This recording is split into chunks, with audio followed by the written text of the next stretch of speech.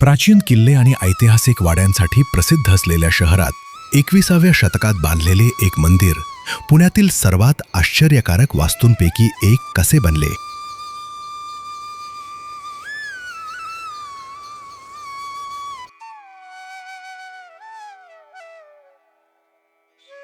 व्यस्त मुंबई-बंगळूर महामार्गापासून थोडेसे आत गेल्यावर तुम्हाला एक पूर्णपणे वेगळे जग सापडेल. एक असे जग जिथे शहराची धावपळ नाहीशी होते आणि तिची जागा शांती आणि अविश्वसनीय सौंदर्याची एक वेगळीच भावना घेते. पुण्यातील स्वामीनारायण मंदिर हे केवळ एक उपासना स्थळ नाही, तर ते आधुनिक भक्तीने जिवंत केलेल्या प्राचीन बांधकाम तंत्राचा एक जिवंत पुरावा आहे.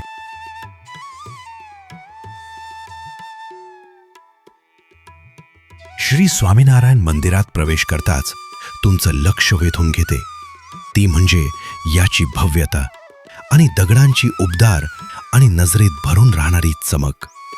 फेब्रुवारी 2017 मध्ये उभारलेलं हे मंदिर आधुनिक आहे, पण त्याचा आत्मा पूर्णपणे प्राचीन आहे. हे दक्षिण शिल्पकलेच्या शैलीनुसार बांधले गेले आहे, जी भारतीय वास्तुकलेची एक अभिजात परंपरा मानली जाते.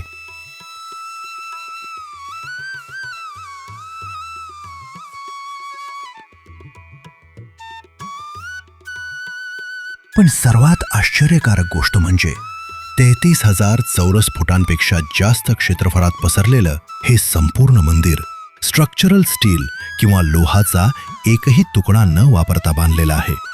आपल्या स्टील आणि कॉन्क्रीटच्या युगात हा एक खरा चमत्कारच आहे. राजस्थानातील हाताने कोरलेल्या गुलाबी सँडस्टोन आणि लाल दगडांपासून बनलेलं हे मंदिर जणू एक भव्य 3D जिगसॉ पझल आहे, ज्यामध्ये 10,000हून अधिक दगडांचे तुकडे एकमेकांमध्ये अचूक बसवलेले आहेत.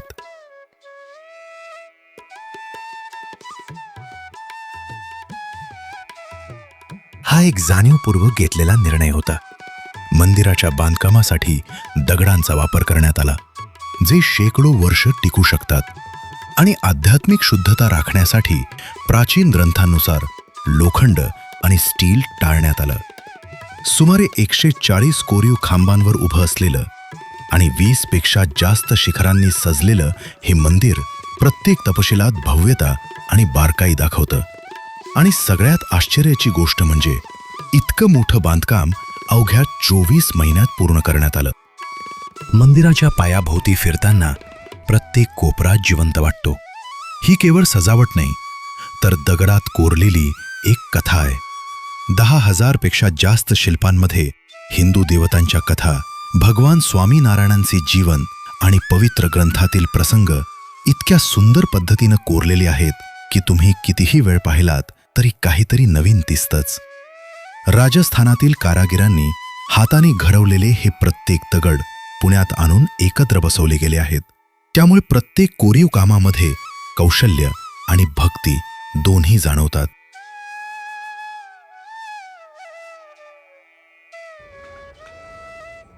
इतकं सगळं पाहिल्यावर एक प्रश्न नक्की पडतो. हे मंदिर फक्त पाहण्यापुरतं आहे की खरंच अनुभवण्यासारखं आहे? कारण इथे पाऊल टाकताच जे जाणवतं ते शब्दांमध्ये सांगणं कठीण आहे. एक वेगळीच शांतता जाणवते, जणू शहराचा गोंगाट इथपर्यंत पोचतच नाही. काही लोक प्रार्थनेत मग्न असतात, काही शांत बसून वेळ घालवत असतात, तर काही जण फक्त त्या वातावरणात स्वतःला शोधत बसतात. आणि इथपर्यंत व्हिडिओ पाहत असाल तर एक छोटं काम करा. अशाच पुण्यातील हिडन जेम्स, हिस्ट्री आणि युनिक एक्सपिरियन्सेससाठी चॅनलला सबस्क्राईब करा, कारण पुढचे व्हिडिओ तुम्हाला नक्कीच आवडणार आहेत. इथली स्वच्छता, शिस्त आणि संपूर्ण परिसराची नीटनेटकी व्यवस्था ही देखील या अनुभवाचा एक मोठा भाग आहे. बसण्यासाठी सुंदर जागा, हिरवळ, मोकळी हवा आणि कुटुंबासोबत किंवा मित्रांसोबत निवांत वेळ घालवण्यासाठी एकदम परफेक्ट वातावरण इथे मिळतं. आणि या मंदिराची रचना केवळ सुंदर नाही, तर अत्यंत विचारपूर्वक केलेली आहे. प्राचीन भारतीय वास्तुशास्त्राच्या तत्वानुसार उभारलेले हे मंदिर प्रत्येक दिशेने आणि प्रत्येक तपशिलातून एक संतुलित आणि शांत अनुभव देतं.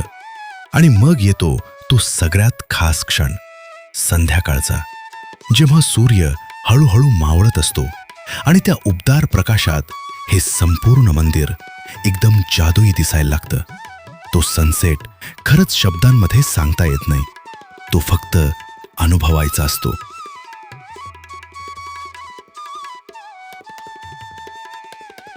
पुण्याच्या गोंगाटातही अशी काही ठिकाणं असतात जी आपल्याला थांबायला, शांत व्हायला आणि स्वतःशी पुन्हा जोडायला मदत करतात.